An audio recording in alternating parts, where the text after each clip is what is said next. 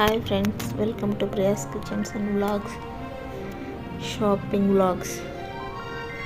ఇప్పుడు చూపించే temple Kadapa district Vontimitta దగ్గర ఉండే కోదండరామస్వామి టెంపుల్ అండి.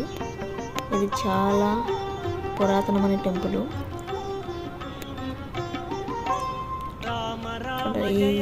ఈ టెంపుల్ వచ్చి ఇప్పుడు టీటీడీ హ్యాండ్ ఓవర్ అయిపోయింది. మెయింటెనెన్స్ చాలా బాగుంది. ఇది ప్రతి ఒక్కరూ చూడదగ్గ టెంపుల్.